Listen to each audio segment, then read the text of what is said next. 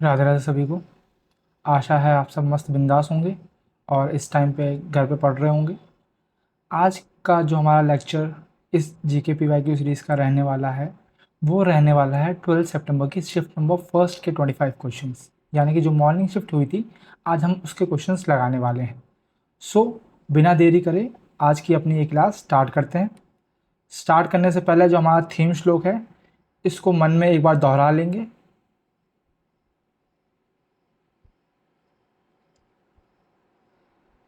और इस श्लोक को आप याद रखेंगे, ठीक है? क्योंकि इस श्लोक ने मेरी लाइफ में बहुत चेंजेस लाए हैं, बहुत पॉजिटिव इम्पैक्ट डाला है। इसलिए इस जीके पीवाईक्यू सीरीज़ का मैंने इसको थीम श्लोक रखा हुआ है, ठीक है? तो बिना देरी करे हम पहुंचते हैं आज के पहले क्वेश्चन पे, जो कि है who among the following is the world renowned exponent of the bamboo flute. ठीक है, फ्लूट के एक्सपोनेंट जो है वो हमें देखना है। एम एस सुब्बलक्ष्मी, इनको तो हम किस नाम से जानते हैं? Queen of Carnatic music. ठीक है, कार्नेटिक म्यूजिक। आपको पता है दो तरह के म्यूजिक होते हैं, एक हिंदुस्तानी म्यूजिक जो नॉर्थ साइड में होता है, और जो साउथ साइड में म्यूजिक होता है उसको कार्नेटिक म्यूजिक बोलते हैं। तो क्वीन जो है कार्नेटिक म्यूजिक को, उनको एम एस सुब्बलक्ष्मी बोलते हैं। फादर जो है कार्नेटिक म्यूजिक के, वो हैं पुरंदर दास, ये भी याद रखना है। और ये पहली वुमेन थी जिनको भारत रत्न मिला था म्यूजिक में। कब मिला था? फर्स्ट वुमेन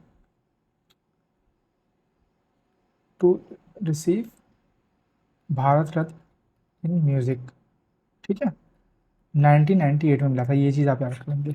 रविशंकर, आप जानते हैं ये सितार से रिलेटेड है, ठीक है। इनको ये पहले भारतीय थे जिन्हें ग्रैमी मिला था, और इनकी एल्बम थी वेस्ट मीट ईस्ट। और ये सेकंड म्यूजिशियन है जिनको भारत रत्न मिला है। कब मिला है? 1999 में। ये चीज़ याद रख लेंगे। साथ में इनके भाई हैं उदय शंकर, जिन्होंने एक मिक्स डांस का निर्माण किया था जिसका नाम था हाई डांस, जिसे हम बोलते हैं। वो भी क्वेश्चन बहुत पूछा जाता है, ठीक है। इसका आंसर हो जाएगा हरिप्रसाद चौरसिया। ये मैं आपको बहुत बार बता चुका हूँ, ठीक है। और जो बिस्मिल्लाह खान है, ये शहनाई वादक हैं, ठीक है। इनके बारे में थोड़ा देख लेते हैं। शहनाई वादक हैं, और ये डमराव बिहार से बिलोंग करते हैं। ये भी क्वेश्चन पूछा गया था, ठीक है। और साथ साथ ये इनको चारों जो सिविलियन अवार्ड होते हैं वो चारों मिल रखे हैं। इनको भारत रत्न मिल रखा है 2001 में, लिख देता हूँ मैं यहाँ पे। भारत रत्न मिल रखा है 2001 में। विभूषण मिल रखा है, विभूषण मिल रखा है, और भूषण मिल रखा है, ठीक है। पद्म श्री भी मिल रखा है, पद्मश्री मिल रखा है 1961 में, और भूषण मिल रखा है 1968 में, ठीक है। और विभूषण कब मिला है ये आप मुझे कमेंट्स में बता देंगे, ठीक है। ये भी 90s में मिला है, लेकिन कब मिला है ये आप, ठीक है। साथ साथ इनको संगीत नाटक अकेडमी अवार्ड भी मिला है, संगीत नाटक अकेडमी अवार्ड भी मिला है। कब मिला है? 1956 में। ये चीज़ भी आप याद कर लेंगे, ठीक है। और इनके नाम पे तेहरान में एक म्यूज़ियम भी है, ठीक है। मैं म्यूज़ियम कह लीजिए या स्टेडियम कह लीजिए, तेहरान तेहरान में वो है। इसके बारे में भी क्वेश्चन पूछा गया था एसएससी द्वारा, तो इस पॉइंट पे भी आप नोट कर लेंगे, ठीक है। तो याद रखना है कि जो क्वीन ऑफ कार्नेटिक म्यूजिक किसे बोलते हैं? एम एस सुब्बलक्ष्मी को। फादर किसे बोलते हैं? पुरंदरदास को, ठीक है। पंडित रविशंकर जो हैं वो सितार वादक हैं, ये पहले हैं जिनको ग्रैमी मिला था। यंगेस्ट कौन थे? वो जाकिर हुसैन थे, वो भी आपको मैंने बता रखा है। बिस्मिल्लाह खान शहनाई वादक हैं, और इन्होंने 1947 में रेड फोर्ट में शहनाई भी बजाई थी, उसका भी एक कीर्तिमान हासिल किया था। साथ साथ इनको चारों सिविलियन अवार्ड्स मिल रखे हैं, ठीक है। और डमराव बिहार से ये बिलोंग करते हैं, ये चीज़। तेहरान में इनके नाम का स्टेडियम है, ये चीज़, ठीक है। और अच्छा, फ्लूट के और कंपोनेंट्स देख लेते हैं एक बार, है ना। तो फ्लूट के और कंपोनेंट देख लेते हैं। एक हरिप्रसाद चौरसिया हो गए, पन्ना लाल घोष हो गए, पन्ना लाल घोष हो गए, राजेंद्र कुलकर्णी हो गए, राजेंद्र कुलकर्णी हो गए, राजेंद्र प्रसन्ना हो गए, राजेंद्र प्रसन्ना हो गए, और प्रभात शर्मा जो कि आसाम से हैं, इनके ऊपर भी क्वेश्चन आ चुका है, ठीक है, ये चीज़ भी याद कर लेंगे। अच्छा, हरिप्रसाद चौरसिया को विभूषण और भूषण दोनों मिल रखे हैं, वो मैंने बताया नहीं, वो मैं एक बार बता देता हूँ आपको। ठीक है, यहीं लिख लेता हूँ मैं उसको, यहीं लिख देते हैं, हरि प्रसाद, अरे बहुत पतला हो गया यार, प्रसाद चौरसिया। ठीक है, चौरसिया। ठीक है, इनको भूषण भी मिल रखा है और विभूषण भी मिल रखा है। ठीक है, याद कर लेंगे, भूषण जो है 1992 में मिला है और विभूषण 2000 में मिला है, ये चीज़ भी आप याद कर लेंगे। ठीक है, साथ साथ मैं आपको और याद करवा देता हूँ, शहनाई के देख लेते हैं। शहनाई के बिस्मिल्लाह खान तो हमने देख लिए। ठीक है, शहनाई के बिस्मिल्लाह और हो गए एस बल्लेश, ये नाम भी याद कर लेंगे, ये इसके ऊपर भी क्वेश्चन पूछा गया था। अली अहमद, अहमद खान, अली अहमद या कृष्णा चौधरी, ये 3 नाम आप याद कर लेंगे क्योंकि ये पूछे गए नाम हैं एसएससी में। ठीक है, साथ साथ हम यहाँ सितार की बात कर चुके हैं, फ्लूट की बात भी कर ली, शहनाई की बात भी कर ली, सरोद की भी बात कर लेते हैं, यहाँ पे लगे यहाँ। सरोद की एक्सपोनेंट देख लेते हैं। तो सरोद के एक्सपोनेंट कौन कौन है? एक है अलाउद्दीन खान, जो कि किस घराने के फाउंडर है ये आप मुझे बताएंगे। ठीक है, और अमजद अली खान, अमजद अली खान। ठीक है, अली अकबर खान। इनके कंपोनेंट्स में सरोद के कंपोनेंट में ज़्यादातर अली है, तो इस तरह से आप मतलब कि याद कर भी सकते हैं या फिर मतलब कि एलिमिनेशन के थ्रू क्वेश्चन निकाल भी सकते हैं। हाफिज़ अली खान, है ना, अली बहुत है। ठीक है, और जो क्वेश्चन पूछता है राजीव तारानाथ से पूछता है, राजीव तारानाथ कहाँ से बिलोंग करते हैं? तो सरोज वादक हैं वो,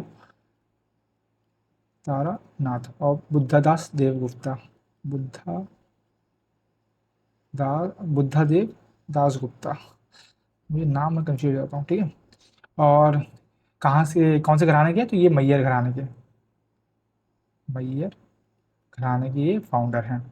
साथ साथ अली अकबर खान के बारे में एक चीज़ और पता होनी चाहिए कि इन्होंने लिखा है क्या? इन्होंने लिखा है दी 40 मिनट्स राग। 40 मिनट्स राग जो है वो इनकी क्रिएशन है, इसके बारे में क्वेश्चन पूछा हुआ है, चाहे तो आप चेक कर लीजिएगा। ठीक है, तो ये भी आप, ये कुछ पॉइंट्स जो हैं आप बेसिकली आप याद कर लीजिए।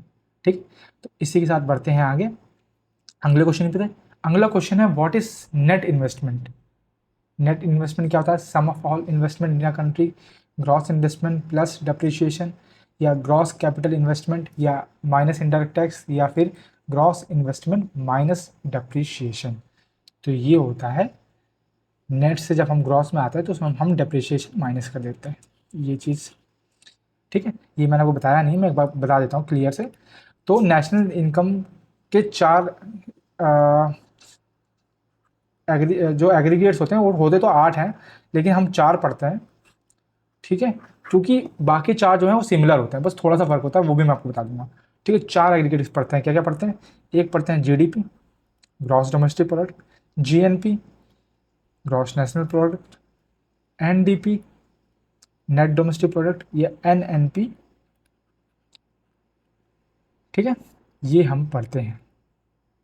अब जीडीपी क्या होता है, ग्रॉस डोमेस्टिक प्रोडक्ट क्या होता है? ये होता है value of all final goods and services, value of all final goods and services produced in a final year, in a final financial year, sorry, financial year. मतलब फाइनेंशियल ईयर जो है, मतलब एक बेस ईयर ले लेते हैं, जैसे कि अभी 2011-12 चल रहा है। ठीक है, उसको उसको बेस ईयर मान के हम निकालते हैं। ठीक है, base year with in financial year with in a territory. ठीक है, और सॉरी, बेस ईयर अलग होता है, फाइनेंशियल अलग होता है। फाइनेंशियल ईयर बेसिकली 31 मार्च से 1 अप्रैल तक हम देखते हैं, एक साल का पूरा जो होता है। ठीक है, मैं यहाँ पे वापस बता देता हूँ। ग्रॉस डोमेस्टिक प्रोडक्ट क्या होता है? Value of all final goods and services produce in a financial year with in a territory, ये चीज़ रखना है। एक टेरिटरी के अंदर जितने भी फाइनल गुड और सर्विसेज की वैल्यू है, उसको जब हम ऐड करते हैं तो हमें जीडीपी मिलता है। जीएनपी क्या होता है? जीएनपी होता सेम है, बस फर्क इतना है, value of all final goods plus services produce in a financial with in a territory की जगह आ जाएगा, इसकी जगह आ जाएगा यहाँ पे बाय ऑल नेशनल्स। अब इसका कहने का मतलब क्या है? ठीक है, मैं इसको थोड़ा समझा देता हूँ। जैसे सपोज इंडिया है ये, ठीक है। आपको पता है इंडिया में कुछ मतलब इंडियंस भी हैं और बाहर से लोग भी हैं, ठीक है, अमेरिका के भी हैं और कनाडा वगैरह के भी हैं, और सेम चीज़ बाहर भी है, इंडियंस भी बाहर जाते हैं, कनाडा जाते हैं, ऑस्ट्रेलिया जाते हैं, मतलब हर जगह है। तो बाय ऑल नेशनल्स का मतलब क्या है कि जो भारत के ना जो भारतीय हैं, जो इंडियंस हैं, उनका हम जोड़ के बाकी जो अमेरिकन्स वगैरह हैं, जो कि फॉरेनर्स हैं, उनका हम घटा दें। कहने का मतलब है जीडीपी में से हम घटा दें इनकम, इनकम फ्रॉम फॉरेनर्स, इसको प्लस कर दें, सॉरी। फॉरेनर्स का मतलब क्या है, वो इंडियन जो फॉरेन में रह रहे हैं, ठीक है, और माइनस कर दें वो फॉरेनर जो इंडिया में रह रहे हैं। इनकम टू फॉरेनर्स, ठीक है। इसको मैं एक और इसको हटा देता हूँ, फॉरेनर्स को तो कन्फ्यूजन हटा देगा, ठीक है। इसकी जगह लिख देता हूँ मैं इनकम फ्रॉम नेशनल्स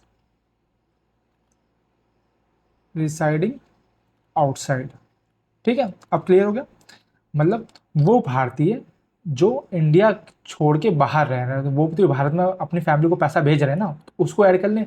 और भारत में जो फॉरेनर्स हैं उनके ऊपर जो पैसा जा रहा है उसको माइनस कर दें।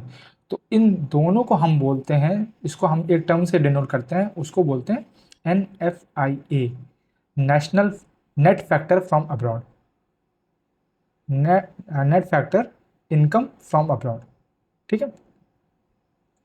तो जीडीपी हो जाता है जीडीपी प्लस NFIA होता है GNP, ठीक है, ग्रॉस नेट प्रोडक्ट।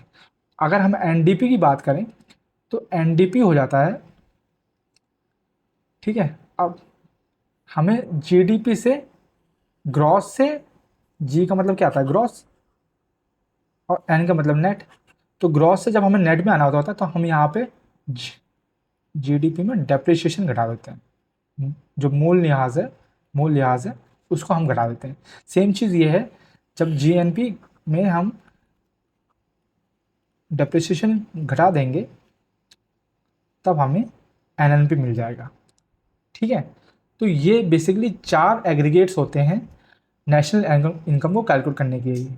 अब मैंने आपको बोला कि मैंने आपको स्टार्टिंग बताया कि एक्चुअली में तो 8 होते हैं, तो अब वो 8 क्या होते हैं, यही 4 जो हैं वो 2 कैटेगरी में डिवाइडेड है। एक है मार्केट प्राइस, है ना, और एक है फैक्टर कॉस्ट। मार्केट प्राइस का मतलब क्या है कि जैसे सपोज ब्रेड है, ठीक है, ब्रेड आपको 30 रुपये का मिल रहा है, लेकिन जो फैक्ट्री में है वो वहाँ पर उसकी जो कॉस्ट है वो शायद 10 रुपये लग रही होगी, है ना। तो जो फैक्टर कॉस्ट लग रही है, जो हम एकदम रॉ रॉ मटेरियल टाइप में या एकदम फैक्ट्री से लगाते हैं, उसको फैक्टर कॉस्ट बोलते हैं, और जो मार्केट में उपलब्ध है उसको हम मार्केट प्राइस बोलते हैं। तो ये जो अभी मैंने बताया ये सब है मार्केट प्राइस पे, ठीक है। वैसे ही 4 और होंगे, जीडीपी एट फैक्टर कॉस्ट पे, GDP GNP eight factor cost पे, और एनडीपी एट फैक्टर कॉस्ट पे, और एनएनपी एट फैक्टर कॉस्ट पे। तो ये 4 और हो गए, तो टोटल कितने हो गए, 8 हो गए, ठीक है। अब आप बोलोगे कि ये market price of factor cost तो हमने देख लिया डेफिनेशन क्या है, लेकिन फ़र्क है मतलब फॉर्मूले वाइज क्या फ़र्क है। तो फॉर्मूले वाइज ये फ़र्क है कि अगर जैसे सपोज अगर हम जो मार्केट प्राइस में, जो मार्केट में हमें ब्रेड मिल रहा है उस पर जीएसटी लगा हुआ है और टैक्स लगे हुए हैं, इंपोर्ट एक्सपोर्ट ये फलाना दिखाना, जो टैक्स एक्साइज ड्यूटी ये सब लगा हुआ है।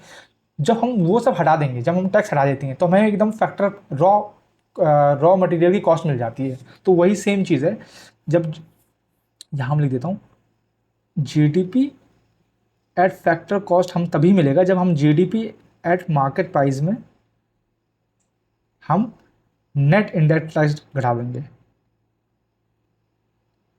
टैक्स अगर हम घटा देंगे तो हमें पूरा मिल जाएगा फैक्टर कॉस्ट पे।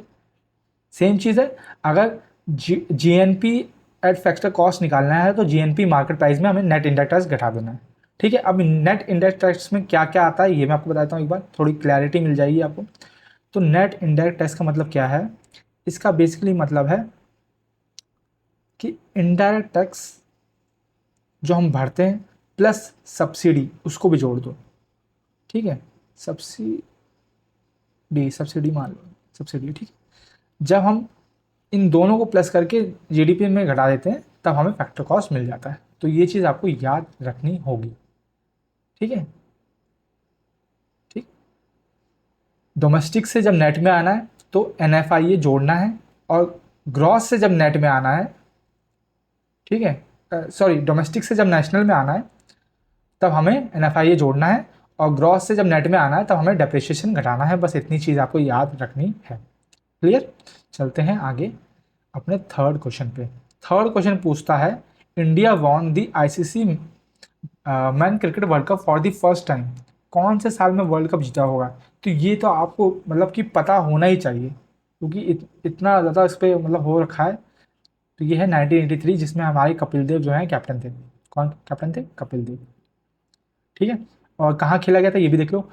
लॉर्ड्स ग्राउंड जो है कहाँ पे? लंदन में, वहाँ पे खेला गया था। और आपने मूवी देखी होगी, तो किसके खिलाफ खेला गया था? वेस्ट इंडीज़ के खिलाफ खेला गया था, ठीक है। ये चीज़ आपको याद रखनी है। साथ साथ ये भी याद रखना है कि इंडिया ने कितनी बार होस्ट किया है। इंडिया ने कब कब होस्ट किया? तो इंडिया ने होस्ट किया 1987 में, 1996 में, 2011 में और 2023 में, ठीक है। ये चीज़ साथ साथ क्रिकेट के बारे में थोड़ी और मैं आपको थोड़ा डेप्थ बता देता हूँ, जो कि पूछे गए क्वेश्चन है, सिर्फ वही बताऊंगा, ठीक है। पूछता है कि बॉल जो होती है क्रिकेट की, उसका वेट कितना होता है और उसका सर्कमफ्रेंस कितना होता है। ये क्वेश्चन पूछा गया है, ठीक है। साथ साथ ये भी पूछा गया है कि जो स्टंप होती है उसकी हाइट क्या होती है और पिच कितने लेंथ की होती है। तो ये कुछ क्वेश्चन जो हैं ये क्रिकेट से रिलेटेड आपसे पूछता है। साथ साथ क्रिकेट की ट्रॉफीज भी पूछता है, क्रिकेट से रिलेटेड टर्म्स भी पूछता है, ठीक है। वो हम डिस्कस कर चुके हैं, फिर भी मैं आपको बता दूंगा, ठीक है। तो बॉल का वेट होता है 160 ग्राम, इतना याद रखना है, ठीक है। कोकापुरा की बॉल होती है, उसमें क्या बोलते हैं, टेस्ट मैच में, ये भी पता होना चाहिए, रेड कलर की, है ना। और सर्कमफ्रेंस होती है 22.5 सेंटीमीटर। 28 इंच का स्टंप होता है और 22 यार्ड की पिच होती है, ठीक है। इतना बेसिक आपको पता होना चाहिए क्रिकेट के बारे में, क्योंकि ये अब पूछने लगा है, मतलब, ठीक है। और क्रिकेट के कौन कौन सी टर्म्स हैं? वाइड बॉल है, एग्रीकल्चर शॉट है ना, और नो बॉल होगी, फ्री हिट होगी, लेग बिफोर स्टंप हो गया, है ना, मिड ऑन हो गया। ये सब जो टर्म्स हैं ये क्रिकेट में यूज़ होती हैं, ठीक है। और इनिंग्स वगैरह भी, इनिंग्स होगी, है ना। अब क्रिकेट से जुड़ी कौन कौन सी ट्रॉफीज़ है ये देखो। एशेज़ है जो ऑस्ट्रेलिया और इंग्लैंड के बीच में होती है। एशिया कप तो आपको पता ही है, जो एशिया की जितनी भी कंट्रीज़ हैं वो खेलती है। Benson and Hedges, CK Naidu trophy, Cooch Behar trophy, Deodhar trophy, Duleep trophy, Birla trophy, Ghulam Ahmed trophy, ICC champions trophy, ICC world cup अलग है, ईरानी ट्रॉफी अलग है, MRF वर्ल्ड कप अलग है, ठीक है। ये सब है, ये सब। और यहाँ पे और जोड़ लो आप, तो सैयद मुश्ताक अली, वो लिखा नहीं है शायद, मुश्ताक अली, ठीक है। और अभी जो इंग्लैंड और इंडिया के बीच में जो सीरीज़ हुई है उसका नाम चेंज कर दिया, उसका नाम कर दिया एंडरसन तेंदुलकर ट्रॉफी, ठीक है। ये चीज़ भी, रणजी ट्रॉफी भी इसी में है। रणजी ट्रॉफी लिखी है? नहीं लिखी। रणजी ट्रॉफी ये भी आप ऐड कर लेंगे, ठीक है मेरे भाई। इतनी सारी इन्फॉर्मेशन आप क्रिकेट से रिलेटेड याद रखेंगे तो वेल एंड गुड, ठीक है। सबसे ज़्यादा वर्ल्ड कप कौन जीता है? वुमेंस और मेंस दोनों में ऑस्ट्रेलिया जीत रखी है, इतना आपको याद रखना है, ठीक है। चलते हैं आगे। हमसे कुछ इंस्टीट्यूट दे रखे हैं और हमें उनके फाउंडर दे रखे हैं, हमें मैच करना है। जैसे एशियाटिक सोसाइटी ऑफ बंगाल, ठीक है, कब बनी थी? संस्कृत कॉलेज ऑफ बनारस किसने बनाया था? फोर्ट विलियम्स कॉलेज किसने बनाया था? और कलकत्ता मद्रासा जो है वो किसने बनाया था? तो ये चीज़ आपको रखनी है। सबसे पहली बात तो ये याद रखना है कि एशियाटिक सोसाइटी ऑफ बंगाल जो है वो 1784 में बनी थी, ठीक है। और सर विलियम जोन्स ने बनाई थी, ठीक है। संस्कृत कॉलेज ऑफ बनारस 1791 में बना था और जोनाथन डंकन ने बनाया था, ठीक है। और वो जो एनी बेसेंट वाला जो अलग है वो सेंट्रल हिंदू कॉलेज था, ठीक है, जो कि बाद में BHU में तब्दील हो गया था शायद 1921 में, और मदन मोहन मालवीय के साथ, ठीक है। फोर्ट विलियम कॉलेज जो है ये बना था 1800 में, और इसको लॉर्ड वेलेस्ली ने बनाया था, ठीक है। और कलकत्ता मद्रासा जो है ये जो है वॉरेन हेस्टिंग का हो जाएगा। ये कब का है? 1781 का है। तो ये कौन सा ऑप्शन है? ए का डी, ए का फोर्थ एक ही ऑप्शन है। तो मतलब अगर आपको एक भी पता होता तब भी आप कर ले जाते, बेसिकली ये था, ठीक है। ये चीज़ आपको याद रखनी है क्योंकि हिंदी कॉलेज के बारे में पूछता है, ठीक है। ये चीज़ आपको बतानी चाहिए। मतलब चलो मैं बता देता हूँ एक बार, हिंदी कॉलेज के बारे में मैं बता ही देता हूँ। हिंदू कॉलेज जो है वो दो बने, एक बना कलकत्ता में और एक बना बनारस में, ठीक है। बनारस बना 1791, जो हम देख चुके हैं, जोनाथन डंकन ने बनाया, जोनाथन जोनाथन डंकन, ठीक है। और कैलकाटा वाला जो है 1817 में बना, और इसको राजा राम मोहन रॉय ने डेविड हेयर के साथ मिलकर बनाया। ये चीज़ आप याद रखें, ठीक है। एनी बेसेंट वाला जो है वो सेंट्रल हिंदू कॉलेज है, वो भी लिख देता हूँ मैं यहाँ पे, कंफ्यूज ना हो क्योंकि इसमें बहुत कंफ्यूजन हो जाती है, ठीक है। बेसिकली जोनाथन डंकन वाला भी संस्कृत संस्कृत हिंदू कॉलेज है, लेकिन वो मतलब उसको हिंदू कॉलेज में कंसिडर करते हैं, ठीक है। ये है सेंट्रल हिंदू कॉलेज, ये बनारस में बना है, ठीक है। 1898 में एनी बेसेंट ने फाउंड किया था, एनी बेसेंट ने फाउंड किया था, और यही आगे जाके बीएचयू बन जाता है। मदन मोहन मालवीय के नेतृत्व में, आई थिंक 1916 के दौरान ये होता है। एक बार आप ये 1916 जो है वो देख लेंगे, ठीक है। बीएचयू की फुल फॉर्म भी आपको पता होनी चाहिए। वैसे पूछता तो मैंने शायद किसी पेपर में देखी है, मुझे याद नहीं है, तो एक बार देख लेंगे, ठीक है। तो ये आपको बेसिकली इतना पता होना चाहिए। बढ़ते हैं आगे। Kathakali, one of the classical dances of India, is predominantly perform in which of the following states of India. किस स्टेट में मनाया जाता है? आसाम में आपको पता है सतरिया, मैंने आपको बता रखा है क्लासिकल डांस सतरिया। मणिपुर में मणिपुरी जो इंट्रोवर्टेड फॉर्म डांस है। उत्तर प्रदेश में कथक, कथकली नहीं, कथकली कहाँ हो गई? केरला में। केरला में एक और सेलिब्रेट होता है, उसको बोलते हैं मोहिनी अट्टम, मोहिनी अट्टम, ठीक है। मोहिनी अट्टम को हम एयर से डिनोट करते हैं, और इसको डांस ऑफ एन्चांट्रेस भी बोलते हैं, डांस ऑफ एन्चांट्रेस, ठीक है। इसके हमें सोर्स या फिर इसके बारे में हमें कहाँ पता चलता है? एक लिखा है व्यवहार माला, व्यवहार माला, ये किसके द्वारा लिखी गई है? ये लिखी गई है एम एन मुंद्री, नमुंद्री, नम नम बुंदरी है, बुद्री, ऐसी कुछ है, ठीक है, कि एम एन नमुंद्री, ठीक है, ये चीज़। और ठीक है, कंपोनेंट कौन कौन है? कंपोनेंट को हम कैसे याद करते हैं? कंपोनेंट को हम याद करते हैं कि गोपी ने कान से सुना सुना जय राधा कृष्ण की अम्मा, कृष्ण की अम्मा। ये हमारी ट्रिक है याद करने की, ठीक है। इसको आप नोट कर लेंगे। ये मैं एक्सपोनेंट्स की बात कर रहा हूँ जो मतलब रिलेटेड है, ठीक है। जैसे गोपी से हो जाएगा गोपिका रेले, गोपिका वर्मा, गोपिका वर्मा, और कनक रेले, वर्मा, और कान से हो जाएगा कनक रेले, ठीक है।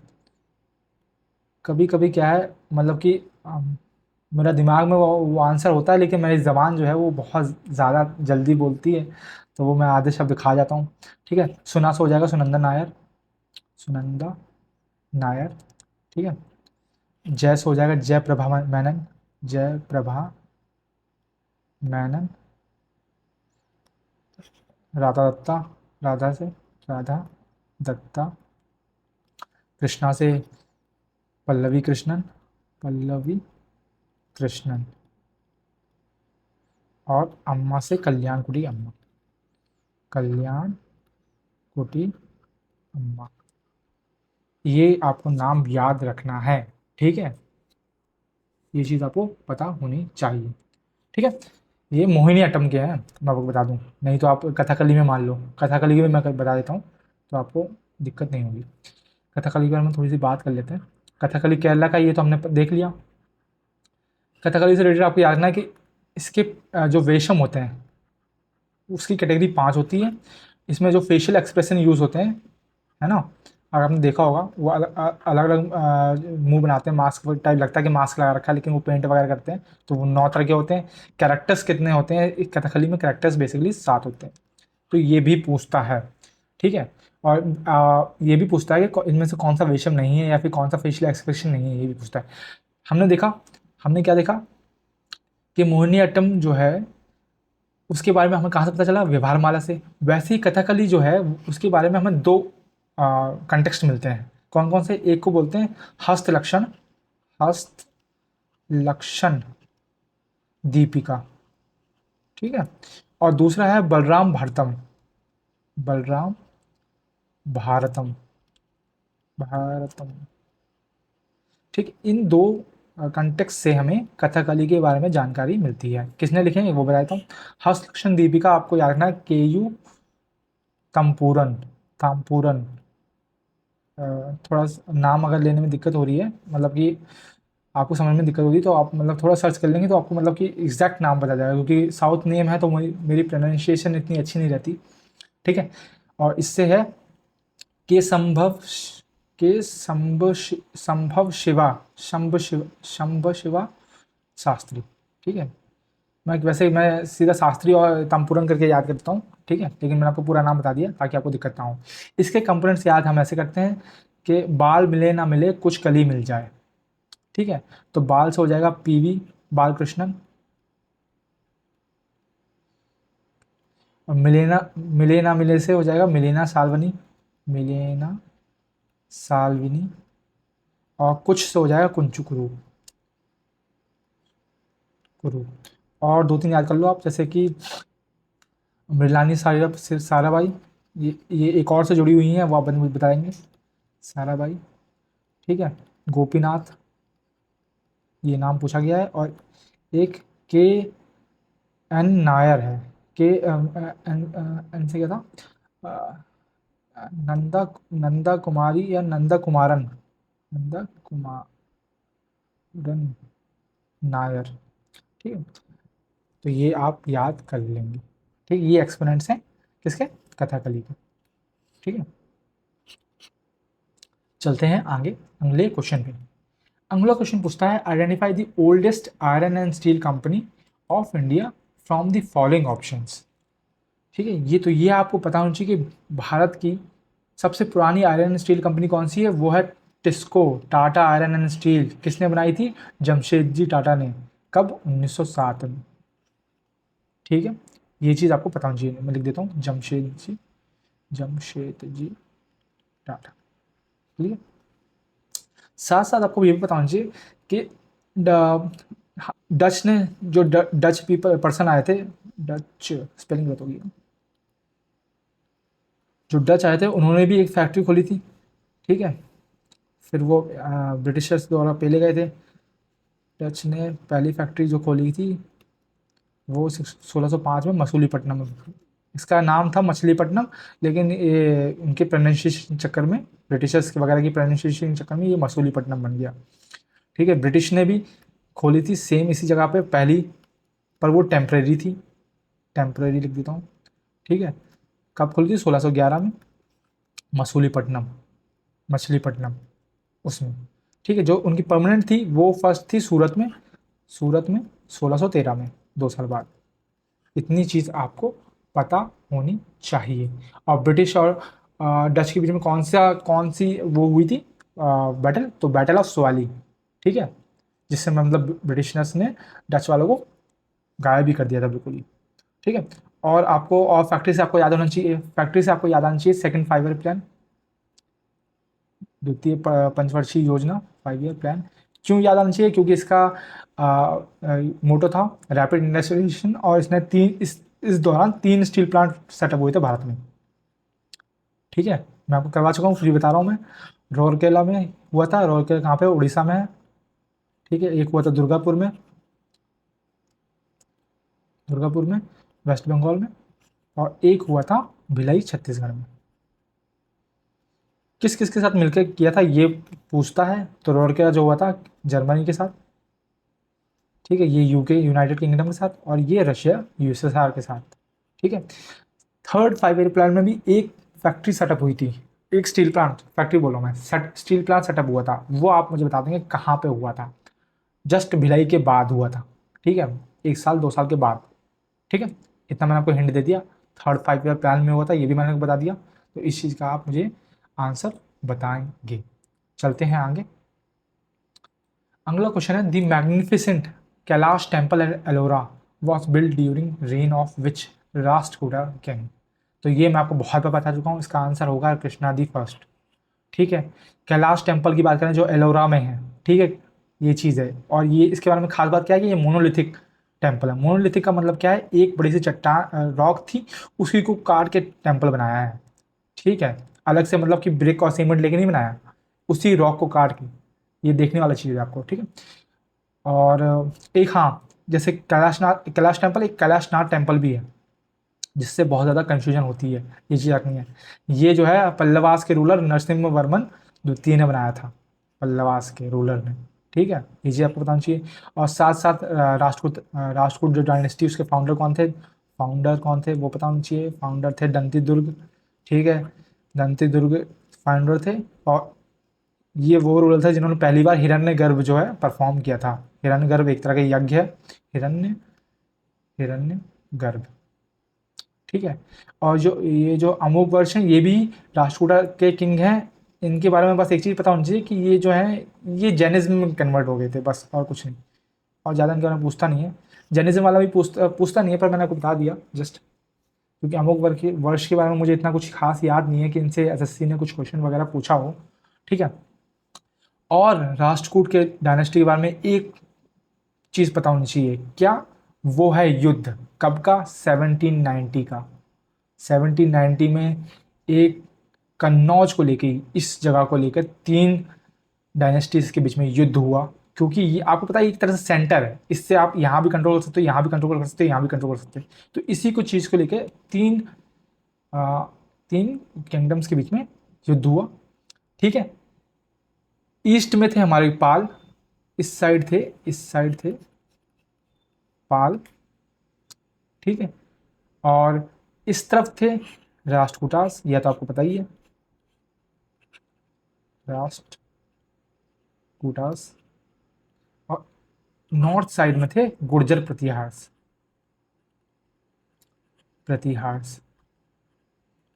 ठीक है।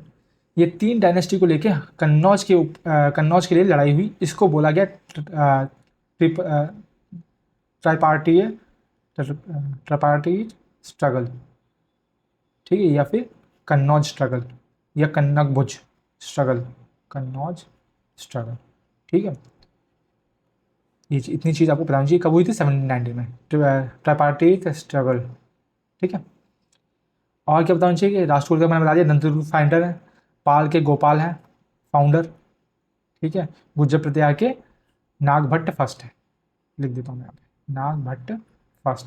और ऐसा मतलब कुछ प्रॉपर नहीं पता है, लेकिन ऐसा मतलब कि सोर्सेस से जो हिस्ट्री कंटेक्स्ट है उससे पता चला है कि मतलब कि जीत तो मतलब कि कुछ हुआ नहीं, पर ऐसा है कि गुर्जर प्रतिहार ने मतलब थोड़ा उनका पल्ला भारी था और उन्होंने कुछ टाइम तक कन्नौज पे रूल किया था, ऐसा कहीं पे लिखा मेंशन है, ठीक है।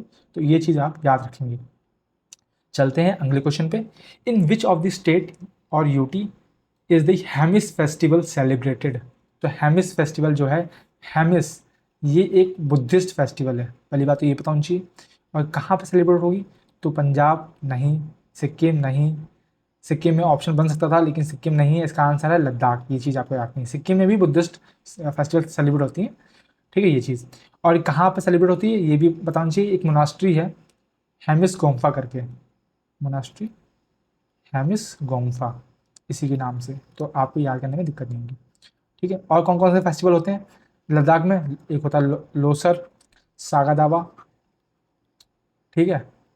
और वहीं हम थोड़े पंजाब के भी देख लेते हैं, लगे हाँ। पंजाब के फेस्टिवल कौन कौन से हैं?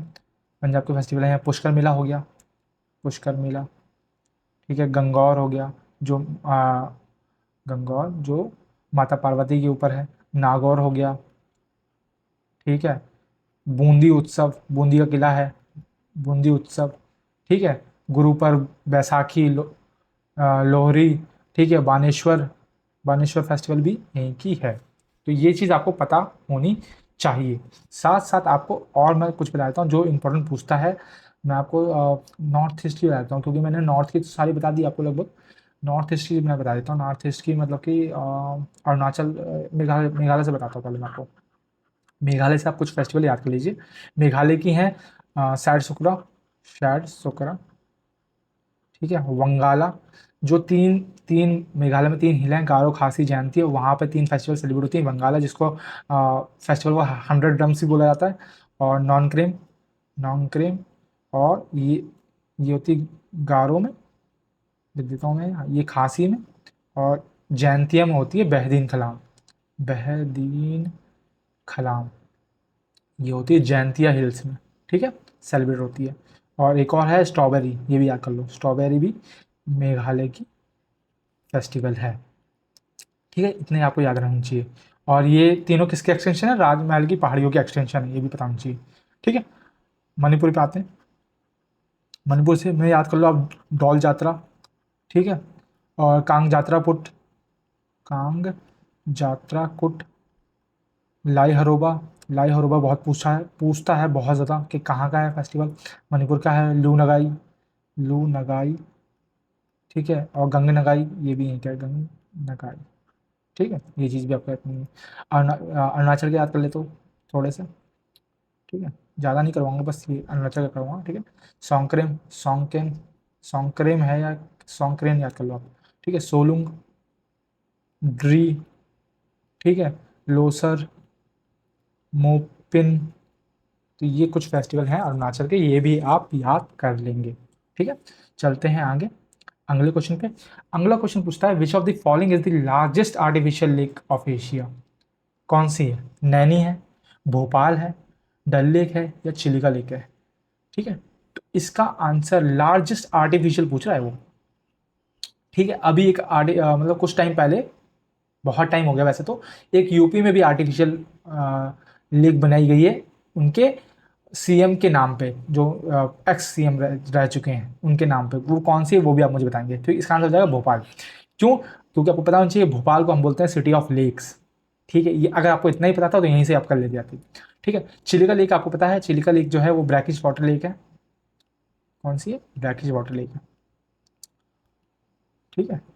और थोड़े से इतना आपको पता होना चाहिए। चलते हैं थोड़ा हम और देख लेते हैं लेक्स के बारे में, ये सब लेक्स के बारे में दे रखा है, ठीक है। थोड़ा देख लेते हैं। लद्दाख में पांगोंग लेक है, और तसो तसो जहाँ पे भी आ जाए वहाँ पे समझ जाओ वो लद्दाख में है, ठीक है। और डल लेक जो है, डल lake, Wular lake, Mansar lake, ये जम्मू एंड कश्मीर में है। हरियाणा में बदखल लेक है, और ब्रह्मा सरोवर है, ठीक है, हरिके। और ये कनिजिली, ये जो है पंजाब में है। राजस्थान में आपको क्या करना है, पिछोला लेक याद करना है, और सांभर लेक याद करना है, ठीक है। गुजरात में आपको याद नहीं करना क्योंकि पूछता नहीं है। महाराष्ट्र में भोस्तल, ठीक है। और हिमाचल में आप सूरज ताल याद कर लो, ठीक है। महाराणा प्रताप सागर याद कर लो, और उत्तराखंड में भीमताल याद कर लो। गोविंद बल्लभ भाई पंत सागर, यहीं तो याद दे दिया उन्होंने, ठीक है। एक बिला सागर अलग है। यही है हमारी आर्टिफिशियल लेक जो कि कहाँ पे है, उत्तराखंड में बनाई गई है, ठीक है। मणिपुर में लोकतक है, यही आपको पता होना चाहिए। और असम के आपको याद नहीं करने, त्रिपुरा का आपको याद कर लो, रुद्र सागर याद कर लो, और सिक्किम का तसंगो, और बस यही पूछता है, ठीक है। एक कन्वर है। और लार्जेस्ट फ्रेश वाटर लेक कौन सी है? वो है वुलर, ये आपको पता होना चाहिए। वुलर है लार्जेस्ट फ्रेश वाटर, ठीक है। ब्रैकिश वाटर में आपको चिली का बता ही दिया है। सॉल्ट वाटर में आ जाएगा अपना सांबर, ठीक है। ये यहाँ से आप याद कर लो, लिखा तो हुआ है मैंने, ठीक है। ये लार्जेस्ट ब्रैकिश कौन सी? चिली का है। और लार्जेस्ट फ्रेश वाटर कौन सी है? वुलर लेक है। लार्जेस्ट लेक है वो मानद है, ठीक है, केरला की, ये भी आपको पता होना चाहिए। और लार्जेस्ट हाई एल्टीट्यूड लेक कौन सी है? चुलामू है, कहाँ की? सिक्किम की, ठीक है सर।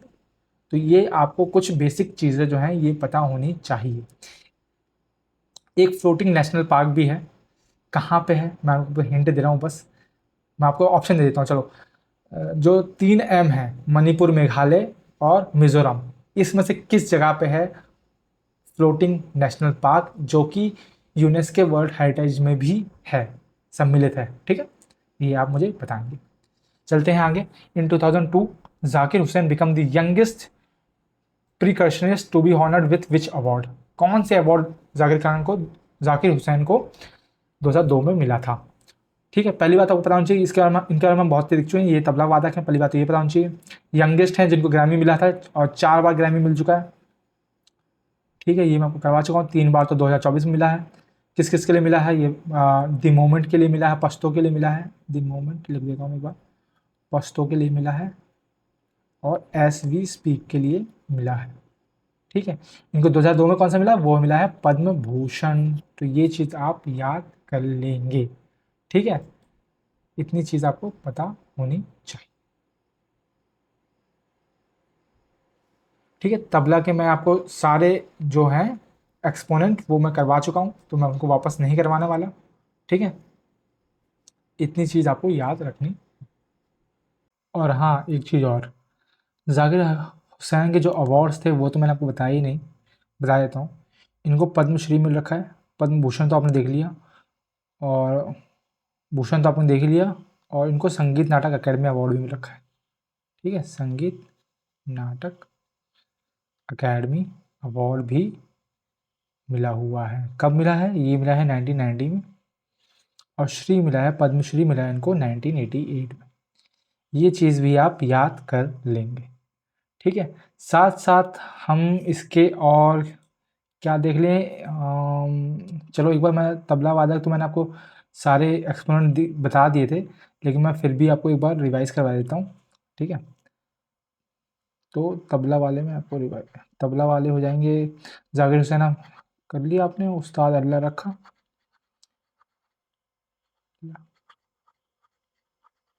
ठीक है, विक्रम घोष, निखिल घोष,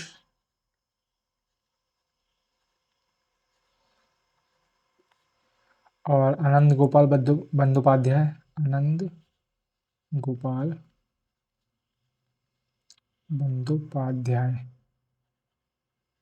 ठीक है, अनोखीलाल मिश्रा,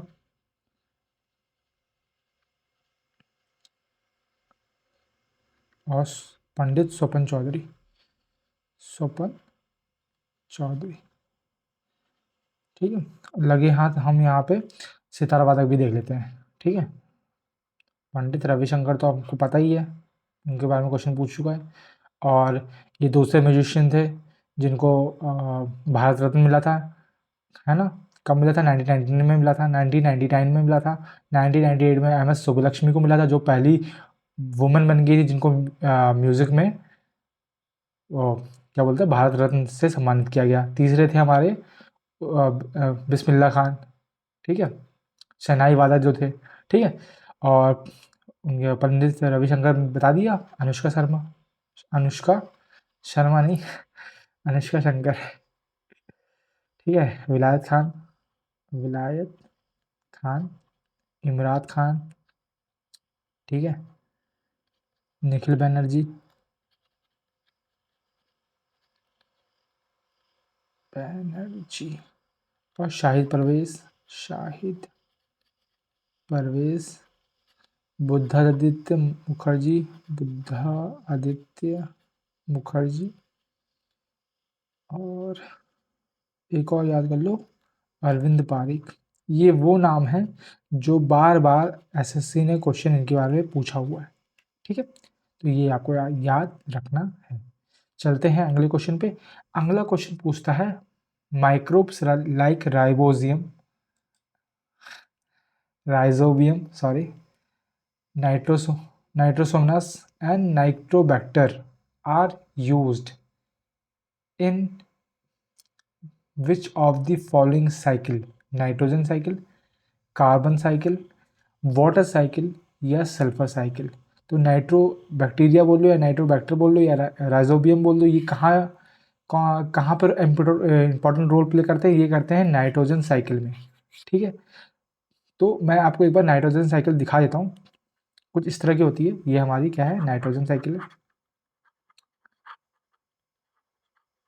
ठीक है, तो जो ये नाइट्रीफाइंग बैक्टीरिया है, यही होते हैं राइजोबियम और नाइट्रोबैक्टर। बेसिकली ये हेल्प करते हैं जो सॉइल में, जो सॉइल जो होता है में जो जब जब उसमें नाइट्रोजन की डेफिशिएंसी होती है तो ये उस चीज़ में हेल्प करते हैं। जैसे अमोनिफिकेशन वगैरह जो है हो जाता है उसको, उसमें अमोनिफिकेशन में NH4 को जो ये NO2 में कन्वर्ट करते हैं, ठीक है, फिर नाइट्रिफिकेशन के थ्रू NO3 में कन्वर्ट होता है, ठीक है। तो ये जो पूरी साइकिल चलती है ना, नाइट्रोजन की जो पूरी साइकिल चलती है, जैसे हम ऑक्सीजन, जैसे हमने फोटोसिंथेसिस देखा है, फोटोसिंथेसिस बेसिकली क्या है, वो कार्बन डाइऑक्साइड और ऑक्सीजन की साइकिल है बेसिकली, ठीक है। कार्बन डाइऑक्साइड जो है प्लांट ले रहे हैं, ऑक्सीजन छोड़ रहे हैं, ऑक्सीजन का हम लोग यूज़ कर रहे हैं, हम लोग यूज़ करने के बाद उसे हम लोग कार्बन डाइऑक्साइड छोड़ रहे हैं, वो कार्बन डाइऑक्साइड जो है वो प्लांट वापस यूज़ कर रहे हैं, तो जो साइकिल चल रही है सेम तरह से जो है नाइट्रोजन की साइकिल चलती है। इन्वायरमेंट में नाइट्रोजन होती है, वो सॉइल में जाती है, सॉइल में पहुंचती है, वहाँ पे जो बैक्टीरिया लगे हुए हैं वो काम करते हैं, उसकी वजह से वो प्लांट्स के रूट में पहुंचती है, जिससे प्लांट को न्यूट्रिशन मिलता है, ठीक है ना। उस प्रोसेस को एसिमिलेशन बोलते हैं, जब जो प्लांट जो है नाइट्रोजन सॉइल से खींचता है अपनी तरफ, तो उसको एसिमिलेशन बोलते हैं, ठीक है। ये चीज़ आपको ध्यान रखनी है। फिर ठीक है, फिर फिर उसका यूज़ होता है, तो फिर साइकिल ख़त्म, फिर वही है कि मतलब कि नाइट्रोजन जो है ख़त्म होगी, फिर वापस बनेगी। इस पूरे साइकिल को जो बोलते हैं उसको बोलते हैं नाइट्रोजन साइकिल। ये चीज़ आपको याद रखनी है, ठीक है। और जो बैक्टीरिया यहाँ पे यूज़फुल रहते हैं वो हैं राइजोबियम, नाइट्रोसोमोनास और नाइट्रोबैक्टर, ठीक है। ये चीज़ आपको ध्यान रखनी है। चलते हैं अगले क्वेश्चन पे, 12th क्वेश्चन पे आते हैं। With reference to sepoy mutiny in of 1857, on which of the following dates did the soldier at Meerut start their journey to Delhi? ठीक है, आपको पता है जो रिवोल्ट हुआ था 1857 को, उसको सिपोई म्यूटिनी कहा गया, ठीक है। किसने कहा था ये भी आपको पता होना चाहिए, ठीक है।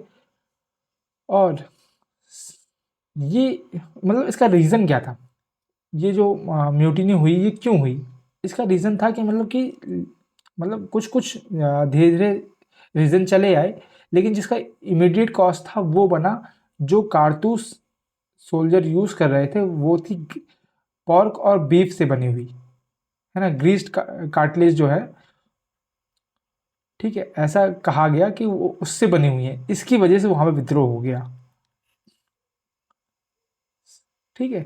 और उससे पहले डॉक्ट्रिन ऑफ लैप्स वगैरह आई थी, और भी एक्ट वगैरह आए थे, मतलब कि एक एक्ट आया था जिसमें मतलब कि बोला गया कि जो बंगाल में सर्व कर रहे हैं सोल्जर्स, उनको मतलब कि बाहर भी भेजा जा सकता है सर्व करने के लिए ब्रिटिश के अंडर। तो वो भी एक रीज़न था, क्योंकि आपको पता है कि बहुत से धर्म में ऐसा माना जाता है कि अगर आप मतलब कि ये समंदर पार करके जाओगे तो आप पाक नहीं रह जाओगे, या फिर आप प्योर नहीं रह जाओगे। तो बहुत से ऐसे रीज़न थे, लेकिन जो इमीडिएट कॉज था वो ये बना, ग्रीस्ड कार्टिलेज जो यूज़ हो रही थी, जो कि पॉर्क और बीफ से बनी हुई थी, ये रीज़न बना इस म्यूटनी का। और जिन्होंने ये स्टार्ट किया वो थे मंगल पांडे, ठीक है। मंगल पांडे ने, पहली बात तो मंगल पांडे बारे में ये पूछता है कि कौन सी इन्फेंट्री से बिलोंग करते थे, तो ये आपको पता होना चाहिए, ये 34th नेटिव इन्फेंट्री से बिलोंग करते थे, ठीक है, वेस्ट बंगाल में। नेटिव इन्फेंट्री लिख देता हूँ पूरा, ठीक है। और इन्होंने अपने ऑफिसर के ऊपर गोली चला दी, ठीक है, जिसकी वजह से इन्हें फांसी पे चढ़ा दिया गया 8 अप्रैल को, ठीक है। 8 अप्रैल को फांसी चला दिया गया। उसके बाद जो बाकी जो इनके सोल्जर वगैरह थे उन्होंने क्या बोलते हैं, ये कार्टिलेज यूज करने से मना कर दिया। उसके बाद धीरे धीरे ये आंदोलन और बढ़ गया, और ये दिल्ली चलने वाली जो जर्नी है वो कब स्टार्ट हुई, वो हुई 10th मई को। 10th मई को ये जो म्यूटिनी थी ये आंदोलन के रूप में बढ़ने लगी, लेकिन ये फेल्ड, एक से म्यूटिनी, एक फिक्स फेलियर एक्सपेडिशन था। क्यों, इसका रीज़न बहुत सारे हैं। पहली बात तो क्या है, कोई सेंट्रल फिगर नहीं था इनमें, ठीक है। नेशनल आंदोलन नहीं था, कुछ कुछ जगह से किस किसी ने लीड किया। अच्छा हाँ, ये बता देता हूँ मैं आपको कि कहाँ कहाँ से किस किसने लीड किया, ठीक है। इसके जो लीडर हुए, ये तो पहले सेंट्रल मूवमेंट नहीं था, नेशनल मूवमेंट नहीं था, और कोई सेंट्रल लीडर नहीं था, ये इसके फेलियर थे। लेकिन इनको बहुत सी जगह से लीड किया गया, जैसे दिल्ली से किसने लीड किया, ठीक है, लखनऊ से किसने लीड किया, कानपुर से किसने लीड किया, बिहार से किसने लीड किया, झांसी से किसने किया, बरेली, फैज़ाबाद, यहाँ से किस किसने लीड किया। दिल्ली से जो लीड किया वो किया बहादुर शाह जफर ने, या फिर एग्जैक्ट बोलो तो उनके जो जनरल थे बहादुर, पहले मैं लिख देता हूँ, शाह जफर, या फिर उनके जनरल जो थे भक्त खान, उन्होंने एक्चुअल में लीड किया। ठीक है। लखनऊ से लीड किया बेगम हजरत महल ने। अच्छा, आपको वो स्टोरी पता होगी कि लखनऊ में जो लखनऊ का जो सिटी है उसको नवाबों का शहर क्यों कहा जाता है? क्योंकि इनके एक राजा हुए, ठीक है, मतलब उनको नवाब कहते थे बेसिकली। मैं आपको छोटी सी कहानी सुना देता हूँ। तो क्या हुआ, वो इतने बड़े नवाब थे कि पहली बात वहाँ पे जो शतरंज है, जो खेल है, ये बहुत पॉपुलर था। ठीक है, पहली बात तो ये। दूसरी बात ये कि वहाँ पे एक बार अटैक पड़ गया। ठीक है, अटैक पड़ गया, और इनकी जो सेना इना थे जितने, मतलब कि वो कमज़ोर थी, कमज़ोर पड़ गई, या फिर जो भी कह दीजिए, मतलब जो सामने वाली सेना थी वो बहुत पावरफुल थी। ठीक है, तो क्या हुआ कि इनके जो किंगडम्स में जो भी वजीर वगैरह थे सब भागने लगे इधर उधर। ठीक है, और कुछ कुछ कुछ वजीर, मतलब कि कुछ वजीर जो थे वो चेस, मतलब लड़ाई चल रही है बाहर लेकिन चेस खेल रहे हैं, शतरंज खेल रहे हैं, ऐसे थे कि लगे हुए हैं कोने में। और इनके राजा भी बैठे रह गए थ्रोन पे, मतलब भागे नहीं।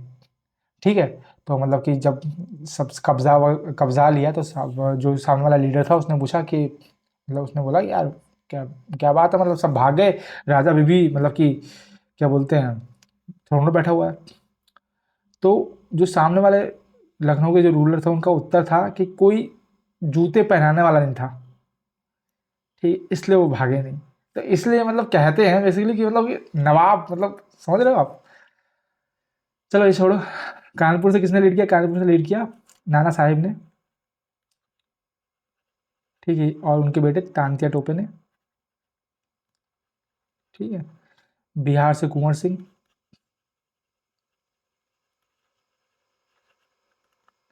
झांसी से रानी लक्ष्मीबाई।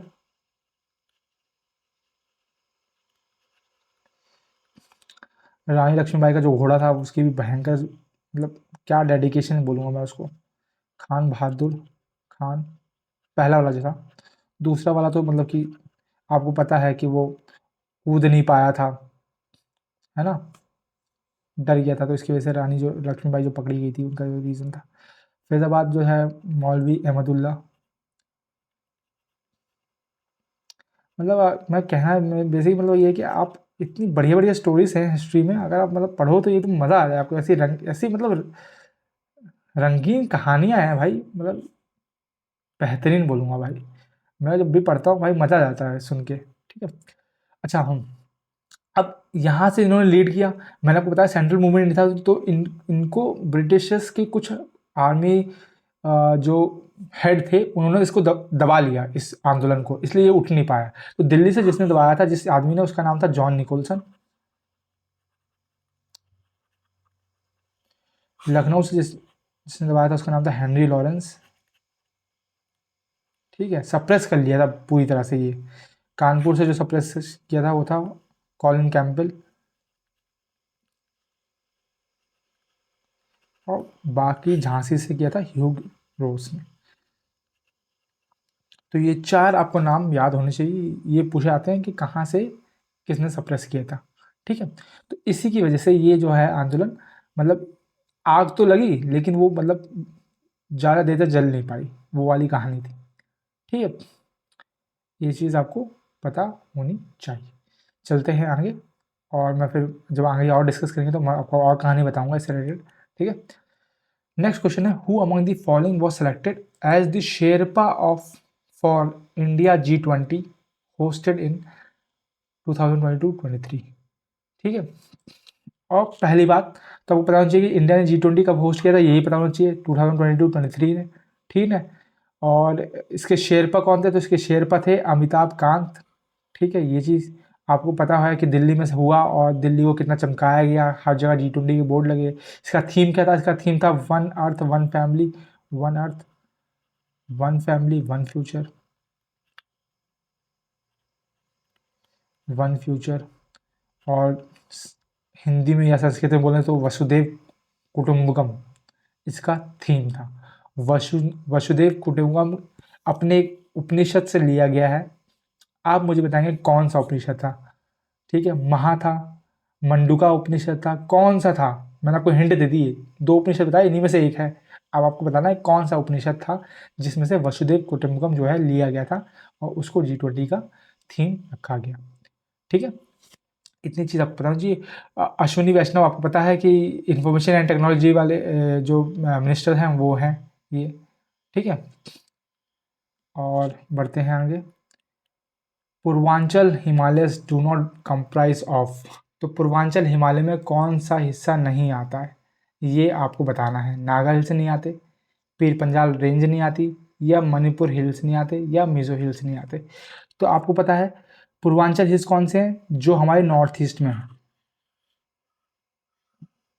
ये जो है यहाँ पे जो हिल्स हैं उनको पूर्वांचल हिल्स बोलते हैं। ठीक है, तो आपको पता है पीर पंजाल कहाँ है? ये है नॉर्थ में, तो यही इसका आंसर नहीं हो जाएगा। मैं एक बार आपको पूर्वांचल हिल्स के सारे हिल्स जो हैं वो बता देता हूँ। तो आप यहाँ से देखो, ये मेघालय में है, गारो खासी जयंतिया हिल्स है।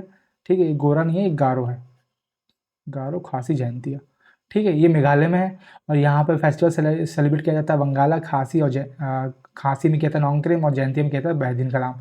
फिर ऐसे ऐसे चलेंगे तो यहाँ पे आएगा दाफला अबोर मिशमी। ठीक है, दाफला अबोर मिशमी, फिर पटकाए, फिर फिर यहाँ पे नागा, मणिपुर और फिर लास्ट में मिजो। ठीक है, तो इस तरह से आपको याद करना है, ये सीक्वेंस याद करना है। सीक्वेंस में कभी कभी पूछ लेता है। यहाँ पे ये त्रिपुरा हिल्स भी हैं, इनको भी नोट कर लेंगे, ये भी इसी का हिस्सा है, और ये जो मिकिल हिल्स हैं ये भी इसी का हिस्सा है। ठीक है, डाफरा अबोर मिकिल मिशमी पटकाई नागा मणिपुर मिजो, तो ये हमारे पूर्वांचल हिल्स हैं, ये आपको पता होना चाहिए। और आपको ये भी पता होना चाहिए कि जो जो हिमालय है वो नॉर्थ ईस्ट साइड में आके ख़त्म हो जाता है, उसकी जगह क्या आते हैं? द्वार आ जाते हैं। ठीक है, ये चीज़ आपको पता होनी चाहिए। और यहीं पे मौसिन राम स्थित है। ठीक है, जहाँ पे पूरे वर्ल्ड में सबसे ज़्यादा बारिश होती है, ये चीज़ भी आपको पता होनी चाहिए। ठीक है, तो इतना ही आप फिलहाल ध्यान दीजिए। चलते हैं आगे अगले क्वेश्चन पे। In which year did the India make its Olympic debut in hockey? कब किया था? 1936 में। ठीक है, 1936, 1932, 1924 या 1928? कब किया था इंडिया ने हॉकी में डेब्यू? ठीक है, उससे पहली चीज़ ओलंपिक के बारे में पता होना चाहिए कि ओलंपिक के फाउंडर किसको मानते हैं। ओलंपिक के फाउंडर मानते हैं पियरे डी क्यूबर्टिन को, पियरे डी क्यूबर्टिन। और यही वो इंसान है जिन्होंने जो रिंग्स दिखते हैं आप, इसकी भी इन्वेंशन करी है। ठीक है, और एक इन्होंने एक वो भी बनाई ऑर्गेनाइजेशन जिसको बोलते हैं इंटरनेशनल ओलंपिक काउंसिल 1894 में, और इसके प्रेसिडेंट पहले प्रेसिडेंट रहे डिमिट्री विकिलास। ये भी आपको पता होना चाहिए, ये भी पूछता है। ठीक है, साथ साथ आपको ये पता होना चाहिए कि ओलंपिक में इंडिया ने अभी तक सिर्फ 10 गोल्ड जीते हैं अभी तक, जिसमें से 8 गोल्ड उसे हॉकी टीम ने जिताए हैं। ठीक है, और बाकी दो जो हैं वो इंडिविजुअली आए हैं। ठीक है, तो हॉकी टीम ने सबसे पहली बार जो डेब्यू किया था वो किया था 1928 में, और वही साल से गोल्ड हमें मिलना स्टार्ट हो गया। ठीक है, मैं आपको बता देता हूँ, सबसे पहला गोल्ड हमें मिला 1828 में। ठीक है, फिर हमें मिला 32 में, फिर हमें मिला 36 में, फिर हमें 48 में मिला, फिर 52 में मिला, फिर 56 में मिला 1956 में, फिर 1964 में, फिर 1980 में हमें मिला। उसके बाद हमें फिर गोल्ड नहीं मिला। उसके बाद हमें इंडिविजुअल गोल्ड आया अभिनव बिंद्रा के द्वारा 2008 के ओलंपिक्स में, और अभी रिसेंटली तो नहीं बोलूँगा, 2020 के ओलंपिक में हमें टोक्यो में गोल्ड दिलाया नीरज चोपड़ा ने जेवलिन में, अभिनव बिंद्रा ने शूटिंग में। ठीक है, ये हुआ। और पूछता है कि अच्छा, ये पूछता है कि ओलंपिक में वुमेन का पार्टिसिपेशन सबसे पहली बार कब हुआ? तो वो हुआ 1900 में। ये आपको साल याद होने चाहिए, ठीक है, क्लियर। चलते हैं आगे अगले क्वेश्चन पे। अगला क्वेश्चन है, a student on his school assignment is taking a session on how to make compost at home for using it at a park, which fundamental duty is a performing. Compost मतलब कि manure, खाद बनाना, ठीक है, वो सीख रहा है ताकि वो पार्क में यूज कर सके। तो ये कौन सी फंडामेंटल ड्यूटी है? To strive towards excellence in all spheres of individual and collective activity, to safeguard public property and to abjure violence, या to develop scientific temper, humanism and the spirit of inquiry, या फिर to protect and improve the natural environment. तो ये आप देखते ही समझ जाओगे यही हमारा ऑप्शन है जो कि सही। हम थोड़ा बात कर लेते हैं फंडामेंटल ड्यूटीज़ की। तो हमारी फंडामेंटल ड्यूटीज़ को इस तरह की हैं, 51A में है, ये ए है, ये बी है, सी है, ये डी है, E F G H I जे और एक के है जो कि मेंशन अभी ऐड हुई है। ऐड तो मतलब काफ़ी टाइम पहले हो गई थी, ठीक है। तो ये चीज़ तो आपको याद कैसे करना है, ए से आप याद करो, ए से याद करो एंथम को, ठीक है, जहाँ पे फ्लैग और नेशनल एंथम की रिस्पेक्ट करना सिखाया जाए, वो हमारी पहली फंडामेंटल ड्यूटी है। बी से बापू यानी भगत सिंह, तो नोबल आइडियल्स। सी मतलब 3 होता है, 3 उंगलियां, तो 3 मतलब sovereignty, unity and integrity. D मतलब क्या है, defence, to defend the country and render national service when call upon to do so, वो चीज़, ठीक है। ई मतलब 5, 5 मतलब 5 उंगलियां, जैसे कॉमन ब्रदरहुड, 5 उंगलियां एक साथ रहती है, मुट्ठी बनती है, वैसे कॉमन ब्रदरहुड। और इसमें एक चीज़ याद करना, तो renounce the practices derogatory to the dignity of women, ये भी इसमें है। एफ मतलब फोर्ट, फोर्ट मतलब heritage, to value and preserve the rich heritage of our composite culture. G मतलब ग्रीनरी, ग्रीनरी मतलब to protect and improve the natural environment including forest, lake, rivers, wildlife and to have a compassion for the living creatures. H मतलब humanism, to develop the scientific temper, humanism and the spirit of inquiry and reform. I, an eye for an eye make the whole world blind, ये गांधी जी ने कहा था। तो आई मतलब कि क्या, आपको सेफगार्ड करना public property and to abjure violence. और जे मतलब जडेजा, जडेजा जैसे ऑलराउंडर हैं, तो फील्डिंग भी तगड़ी है, बॉलिंग भी तगड़ी है, बैटिंग भी तगड़ी है, हर चीज़ में एक्सलेंट है, तो वही है, to strive towards excellence in all spheres of individual and collective activities so that the nation constantly rise to higher level of endeavour and achievement. के में है हमारे पास कि पेरेंट्स को वो है कि बच्चों को कंपल्सरी एजुकेशन देनी है 6 से 14 साल के बच्चों के लिए, ये ऐड किया गया था। तो ये चीज़ आपको ध्यान रखनी है। ये फंडामेंटल ड्यूटीज़ कहाँ पे आती है, 51A में आती हैं, ये चीज़ भी आपको पता होनी चाहिए। चलते हैं आगे। अगला क्वेश्चन है, in August 2022 the ministry of social justice and empowerment launch the dash scheme with an aim to provide comprehensive rehabilitation services to people engaged in begging within 75 municipality. तो बेगिंग वाले लोगों के लिए कौन सी schemes ministry of social justice and empowerment ने launch करी थी 2022 में? तो ये स्कीम का नाम है स्माइल 75, ठीक है। स्माइल का फुल फॉर्म है support for marginalised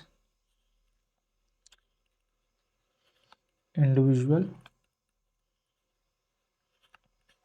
for livelihood and enterprise, livelihood and enterprise.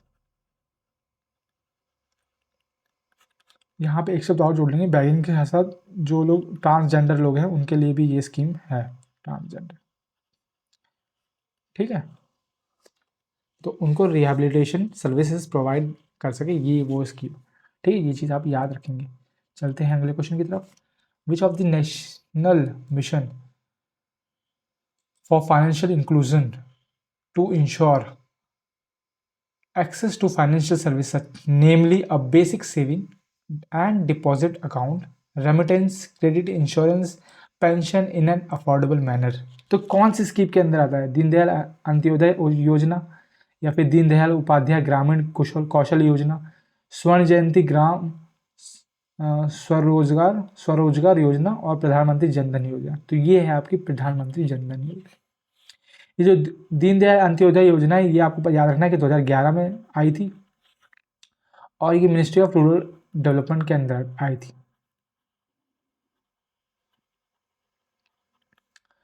Deendayal ग्रामीण कौशल योजना जो है वो मतलब कि यूथ के लिए थी, बेसिकली 2014 में आई थी कि यूथ को जॉब वगैरह देने हैं, स्किल्स वगैरह डेवलप करवानी है, वो चीज़ है। और स्वयं जयंती ग्राम जो स्वरोजगार योजना है ये बहुत पुरानी है, ये आपको याद रखना कि 1999 वाली या 2000 के आसपास जो है इस टाइप वाली है। ये बेसिकली सारी योजनाएं जो है रूरल के लिए, तो ये वाली योजना भी रूरल के लिए थी कि आपको रूरल को सपोर्ट करना है, ठीक है। और इसमें एक चीज़ ध्यान देखने वाली थी कि इसमें जो सेंटर और स्टेट का जो रेशियो था सपोर्ट वाला वो था 75-25 का। ये चीज़ आपको पता होनी चाहिए क्योंकि इसके ऊपर क्वेश्चन बना था, ठीक है। तो ये सारी चीज़ें आपको पता होनी चाहिए। चलते हैं आगे। अगला क्वेश्चन है which of the following plays was not written by Harshavardhan. Harshavardhan ने कौन सा प्ले नहीं लिखा? रत्नावली नागनंदा प्रियदर्शिका या विक्रम मोर वशीयम। विक्रम मोर वशीयम तो यही है क्योंकि यही ये मुझे पता भी नहीं किसका है। तो ये चीज रत्नावली नागनंदा और प्रियदर्शिका तीनों हर्षवर्धन की राइटिंग्स हैं, ठीक है। हर्षवर्धन का हमको पता होना चाहिए। पहली बात इनसे क्वेश्चन पूछा गया कि जो हर्षवर्धन पीरियड था ये कितने साल पुराना है, तो ये 1400 साल पुराना है, ये चीज़ पता होनी चाहिए। सेकेंड चीज़, ये शिव के भक्त शिवायत थे, ठीक है। और इनको एक टाइटल में रखा था, वो था सकलोत्तरा पतेश्वरा। क्या? शकलोत्तरा और पतेश्वरा भी साउथ में है, ठीक है, मतलब साउथ लैंग्वेज का ये नाम है, ठीक है, उनको मिला हुआ था। साथ साथ आपको ये भी पता होना चाहिए कि हर्षवर्धन को किसने डिफीट किया था? पुलाटू ने किया था और फिर दक्षिण पतेश्वर का टाइटल ले लिया था, डिफीटेड बाय, ठीक है। इनसे ये आपको पता होना चाहिए, है ना। और इनके कोड पोड थे बाण भट्ट, ठीक है, जिन्होंने हर्ष चरित्र लिखी थी और कदम्बरी लिखी थी। मैं यहाँ पे लिख देता हूँ एक बार क्योंकि ये पूछते हैं क्वेश्चन। इनके कोड पोएट थे बाण भट्ट, ठीक है। और इनकी राइटिंग्स थी हर्षचरित्र भी इन्होंने लिखी है, हर्षचरित्र और कदम्बरी भी इन्होंने लिखी है, ठीक है। इतनी चीज़ पता होनी चाहिए। साथ साथ मैं आपको थोड़ा सा एक इनकी डायनेस्टी के बारे में बता देता हूँ, ठीक है। पहली बात तो ये है, ये पता होना चाहिए कि जो गुप्ता डायनेस्टी खत्म हुई थी उसके बाद इनकी डायनेस्टी स्टार्ट हुई थी। तो पोस्ट गुप्ता पीरियड के जो हैं ये पहली डायनेस्टी ही इन्हीं की थी, उसको पुष्यभूति डायनेस्टी भी बोलते हैं, ठीक है। पुष्यभूति या फिर वर्धन डायनेस्टी, बात एक ही है, ठीक है। पुष्यभूति इसलिए बोलते हैं क्योंकि इनके जो फाउंडर थे उनका नाम ही पुष्यभूति था। फाउंडर थे उनका नाम था पुष्यभूति। पुष्यभूति के बाद जो आए उनका नाम था प्रभाकर वर्धन, ठीक है। जिनके बेटे थे, 2 बेटे थे, 1 बेटी थी, प्रभाकर वर्धन। 2 बेटे कौन कौन थे? एक तो राजवर्धन थे और एक हर्षवर्धन थे। और इनकी बेटी थी क्या बोलते हैं, राजश्री। राजश्री की जो शादी हुई थी वो हुई थी गृहवर्मन के साथ, वेड्स गृहवर्मन, ऐसे लिख लो। और एक क्या बोलते हैं, इस साइड वेस्ट बंगाल साइड एक प्रोविंस था मौखरी, ठीक है, उसका रूलर था शशांक। उसने एक रूलर के और साथ मिलके क्या किया, गृहवर्मन को मार दिया और राजश्री को बंदी बना लिया, ठीक है। जो राजवर्धन था वो थोड़ा डरपोक किस्म का रूलर था। उससे मतलब हर्षवर्धन ने उसे बहुत बार बोला कि जाके बहन को बचा के लाओ, लेकिन ऐसा कुछ नहीं किया। फिर मतलब कि जब राजवर्धन की डेथ वगैरह हो जाती है उसके बाद हर्षवर्धन जाते हैं और इसमें गौड़ प्रोविंस है, मैंने क्या बताया, मैंने मौखी बताया, सॉरी। गौड़ प्रोविंस था वेस्ट बंगाल में जिसके रूलर था ये शशांक, हर्षवर्धन, ठीक है, मैं लिख देता हूँ एक बार ताकि मुझे भी कन्फ्यूजन ना हो। गौड़ प्रोविंस था, Gaur province west Bengal side में, उसका रूलर था क्या नाम था, शशांक। ठीक है, और जो मौखरी रूलर थे वो ये, जो मौखरी किंगडम था उनके रूलर ये थे, मौखरी। ठीक है, मौखरी रूलर थे गृहवर्धन, जिनके साथ शादी हुई थी राजश्री की। तो जो शशांक है वो गृहवर्धन को मार देता है और राजश्री को कब्जा कर लेता है, बंदी बना लेता है। ठीक है, तो हर्षवर्धन जाते हैं और शशांक को मारते हैं और अपनी बहन को बचाते हैं। ठीक है, उसके बाद जो है हर्षवर्धन का एम्पायर शुरू होता है, और हर्षवर्धन को पुष्यभूति डायनेस्टी का सबसे ग्रेटेस्ट रूलर कहा गया है। ये चीज़ भी आप याद रखेंगे। ठीक है, चलते हैं आगे। अगला क्वेश्चन है 28। The organism that do not have a defined nucleus or organelles are classified into dash kingdom। ठीक है, तो कौन से किंगडम में आता है जिसका कोई ढांचा वगैरह नहीं होता या फिर कोई ऑर्गेनलिज वगैरह ढंग से नहीं होती। ठीक है, उससे पहले आपको बताना चाहिए कि किंगडम कितने प्रकार के होते हैं। 5 किंगडम होते हैं। किसने इनको 5 किंगडम में बांटा था? वो बंदे का नाम था वाइट टेकर। ठीक है, इन्होंने, सर ने 1969 में किंगडम्स को 5 किंगडम्स में बांटा, जिसको हम बोलते हैं मोनेरा, प्रतिष्ठा, ठीक है, फंजाई, प्लांटे, एनिमेलिया। ठीक है, इनके सब फाइलम हैं, वो हम आज नहीं देखेंगे। ठीक है, और इम्पोर्टेंट बात यह है कि जो मोनेरा है वो हमारा ओनली किंगडम है जो कि प्रोकैरियोटिक है। अब ये प्रोकैरियोटिक क्या होता है ये मैं आपको बताऊंगा, और ये बाकी जो हैं ये यूकैरियोटिक हैं। ठीक है, और साथ साथ आप ये जो नोट चीज़ और नोट करो, जो फंगा है इसकी स्टडी को बोलते हैं mycology. Study of fungi is called known as mycology. ये क्वेश्चन भी पूछा गया है। ठीक है, अब आते हैं ये प्रोकैरियोटिक यूकैरियोटिक क्या है। प्रोकैरियोटिक मतलब क्या है? जिनका मतलब बेसिकली सेल के 2 टाइप होते हैं।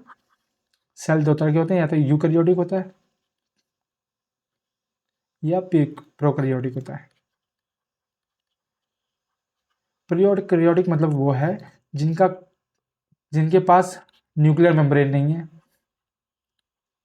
ठीक है, और ना उनके पास ढंग के, या उनके पास सेल ऑर्गेनिज्म जो है वो भी कम है।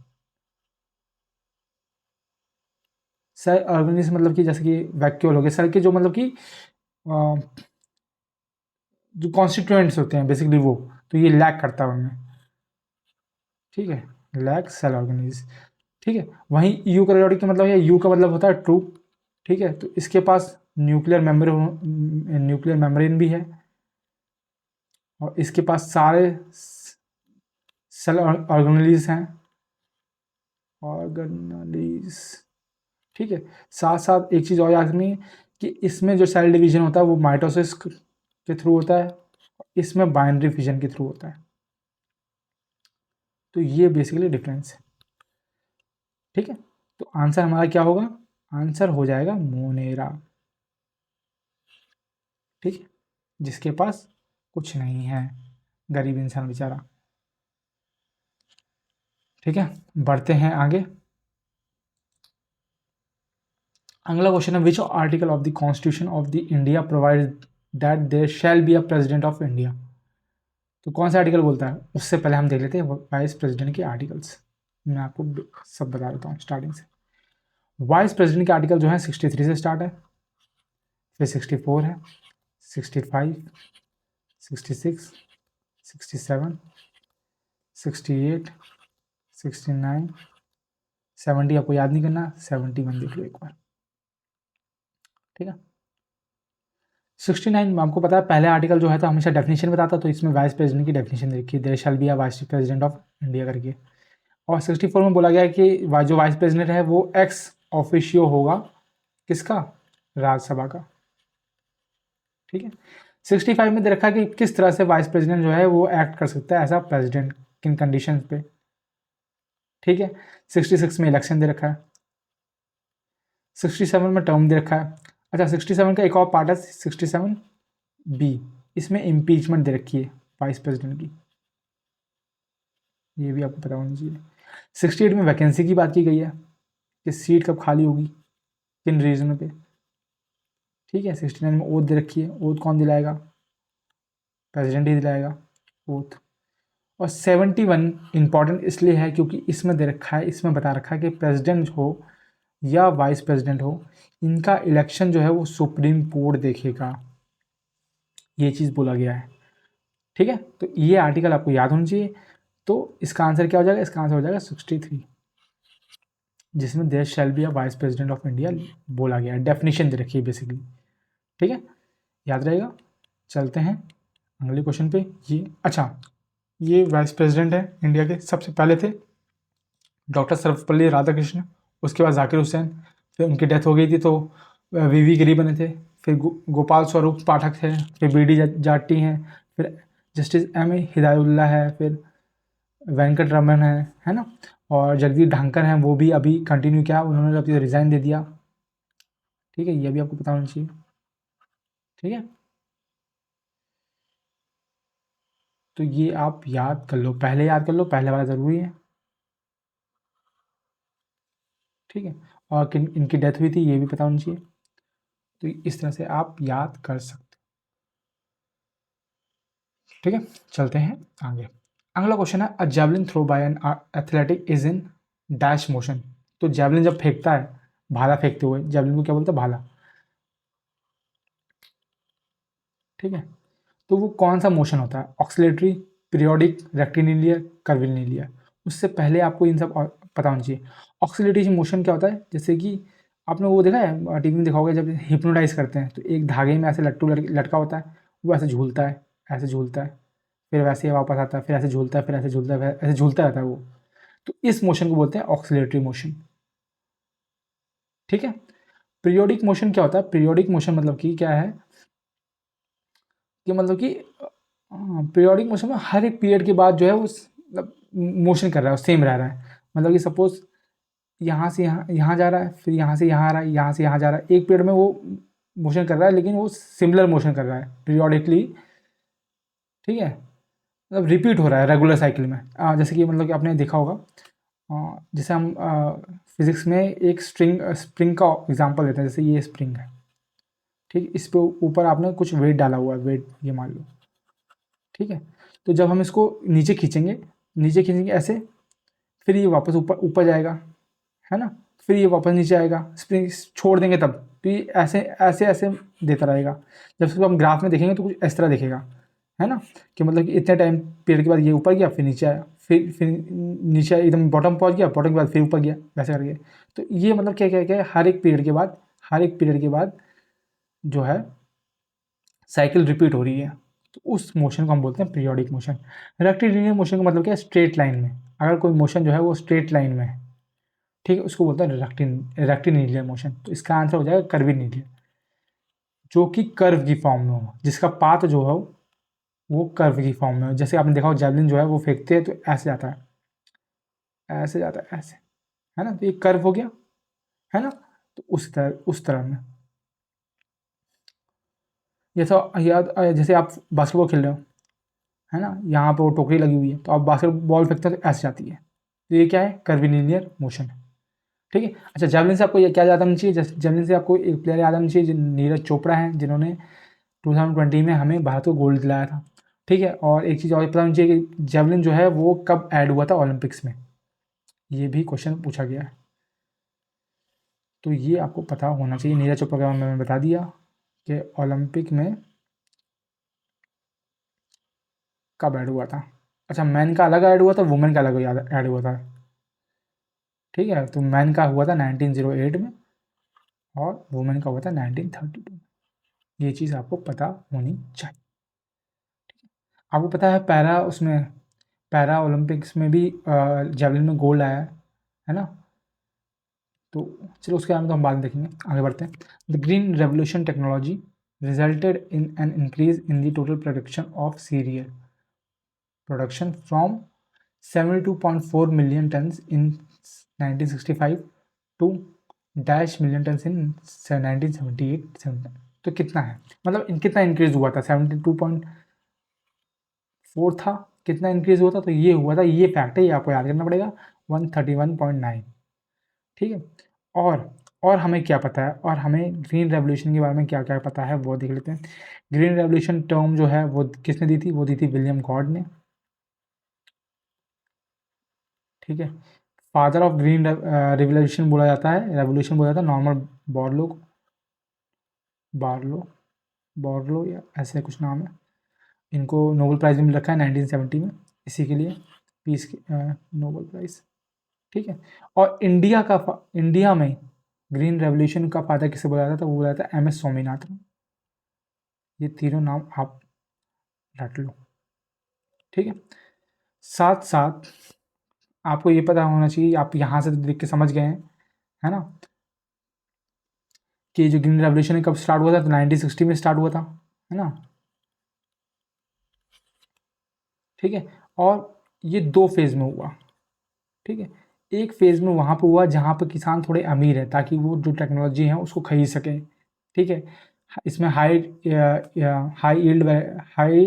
यील्ड वैरायटी सीड्स का इस्तेमाल किया गया। पहले हम जो यूज़ करते थे वो था PL 480, जो विदेश में सूअरों को वीट दिया जाता था, वो इंडिया में एक्सपोर्ट किया जाता था, मतलब बाहर से आता था। ठीक है। अब वो हम यूज़ करते थे, उसकी जगह हाई यील्ड वैरायटी सीड्स जो हैं वो यूज़ की गए। ये वीट की वैरायटी है। ठीक है। और राइस में हमने कौन सी यूज़ किया, हमने IR8 यूज़ किया, जो फिलीपींस से लेके आए राइस में। ठीक है। फिर बाद में ही इंडिया ने अपनी वैरायटी बना ली IR8 से, उसका नाम था जया और रत्ना, याद रखना है। ये किसके नाम है, ये राइस के नाम है, जो हमने ग्रीन रेवोल्यूशन में यूज़ किया है। अच्छा, उससे पहले मैं क्या बता रहा था, 2 फेजेज़ में यूज़ हुआ, कहाँ कहाँ, सबसे पहले आंध्रा और पंजाब, यहाँ पे लाया गया क्योंकि यहाँ के किसान थोड़े अमीर थे, और आंध्रा में उस समय पे क्या बोलते हैं, फेमिनाइन चल रहा था, भुखमरी चल रही थी। और फिर उसके बाद आया तमिलनाडु या फिर यूपी वगैरह अदर से स्टेट्स में। ठीक है, वहाँ पे आया। तो ये चीज़ आपको पता होनी चाहिए। साथ साथ हम 2 और देख लेते हैं। एक वाइट रेवोल्यूशन। वाइट रेवोल्यूशन जो है वो किससे एसोसिएटेड है,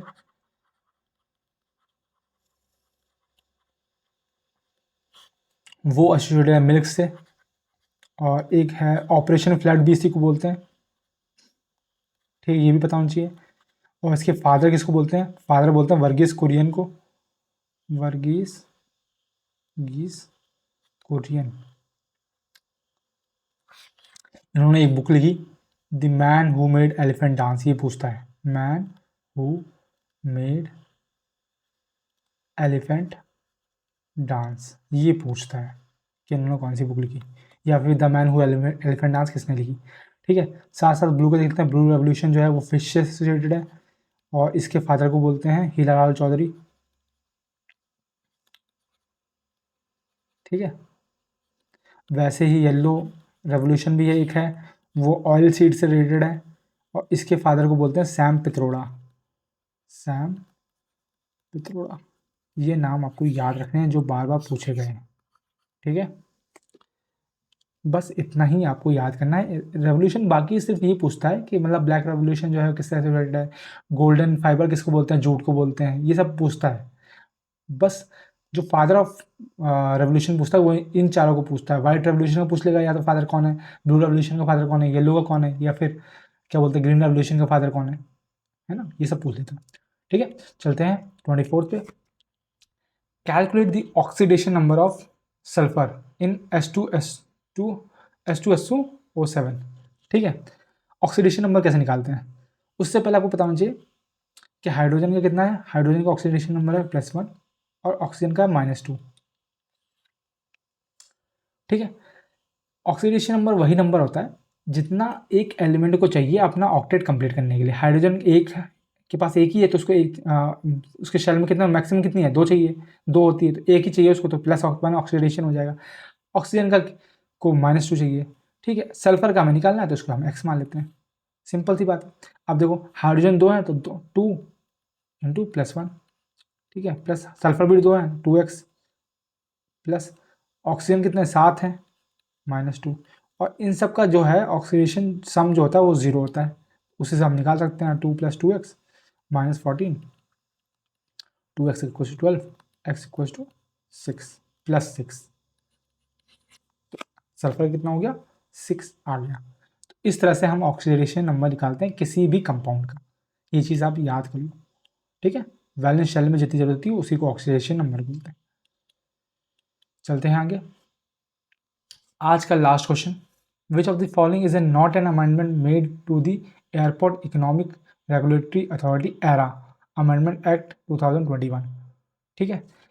पहली बात ये पूछता है कि जो एरा अमेंडमेंट एक्ट है ये 2021 में किस एक्ट को अमेंड करके बना है। तो याद रखना कि एरा एक्ट जो था 2008 का, उसको अमेंड किया गया था 2021 में, ये चीज़ पे।